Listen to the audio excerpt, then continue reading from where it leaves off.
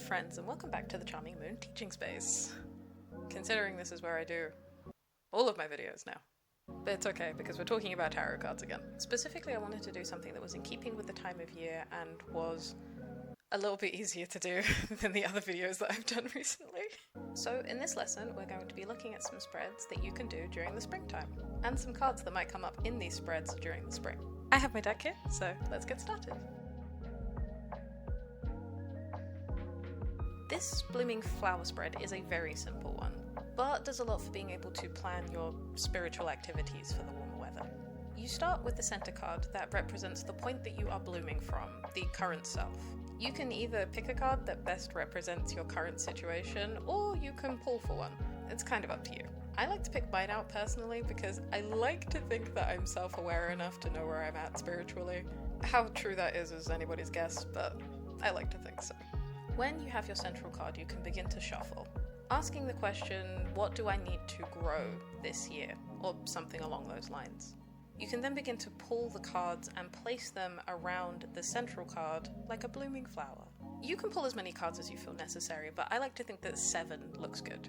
You can also pull clarifying cards for this reading, and then add them like adding extra petals to the flower. This one is going to give you a lot of room for interpretation, so it's worth making a note of what you get here. I'll be making a blooming flower tarot spread page for the tarot journal if anybody wants one. Let's talk about the other spread that I like to use during the springtime.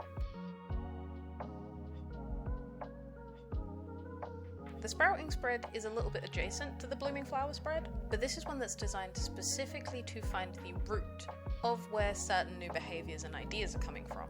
For this spread, we pull 3 cards, just as we would for a regular 3-card spread, just asking what new behaviors might be surfacing at the moment.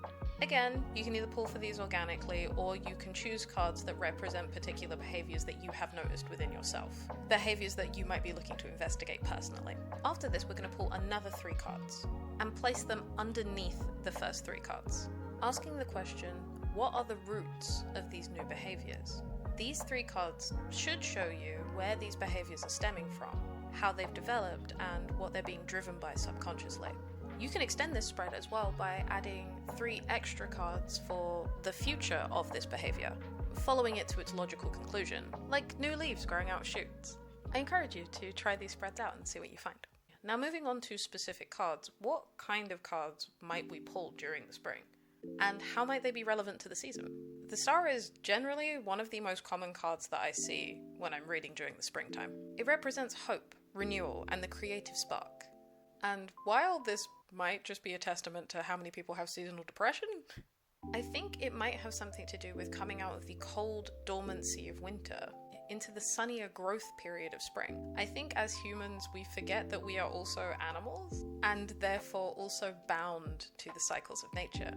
When this card specifically comes up in the sprouting spread, it also reminds us that we must be open to the idea of allowing the creative spark to grow when it chooses to grow, and not forcing it to grow prematurely.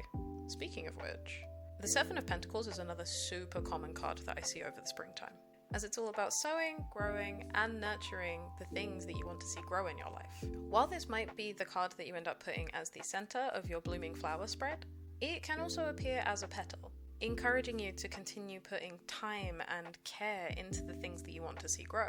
I'm also going to include the 8 of Pentacles in this as well, which is the card that represents refining and honing your skills, going from simply having a skill to mastering a skill. Both of these cards work in tandem, in fact much more than any minor arcana suit card does in succession, whatever you are working towards this year. This is a combo that's telling you to not only develop the skill further, but to iron out the kinks and make it perfect. Okay, moving on to the 2 of Wands, 3 of Cups situation. Both of these cards symbolize the shift over to being more sociable and available during the warmer months. The 2 of Wands specifically leans to traveling and getting out of your comfort zone, and the 3 of Cups leans more towards socialization, meeting up with friends and loved ones, old and new. And this is again a reflection of the dormancy of winter. Winter being that perfect time to cozy up and rest and recuperate, and then spring having you come out of your shell a little bit more. They both encourage you to start living a little. I realize now that I should mention that the reversals also apply to all of these cards, if you choose to read reversals. I'm not telling you need to read reversals, I'm just saying that the option is available to you. All of these reversals basically suggest that the movement forward or the growth is being blocked in some fashion. It might be an issue that needs resolving before you can move on. You might be the issue that needs resolving before you can move on. The point remains. Anyway. Last ones I want to mention here are the Fool and the Sun, that are basically doing the same thing but at two different angles. Both cards represent carefree joy and youthful naivete when it comes to doing something new, or being new to the world in the case of many a duckling and calf during the spring. These cards remind us that the sun is back, the flowers are blooming, and that the world doesn't have to be an awful place, if we're ready to engage with it in a cheerful manner.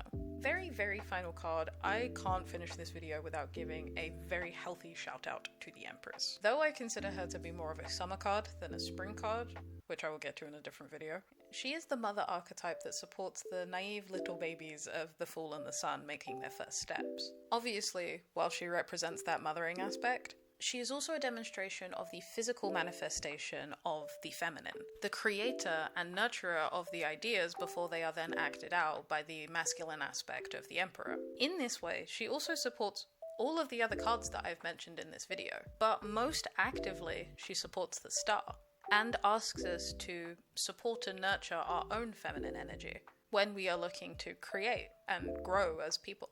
And now, final thoughts. My final thoughts on this video are entirely that it's hilarious that I'm talking about the warmth and the growth of spring, but it's been pissing it down with rain outside this entire time.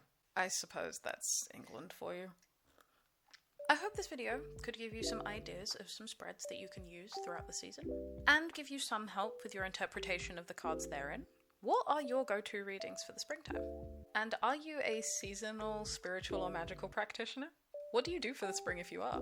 The only thing that I really change from season to season are the offerings that I give to my altar, so it would be nice to hear what other people do for their practice. I hope to see you again for another video, but until then, stay blessed, my friend.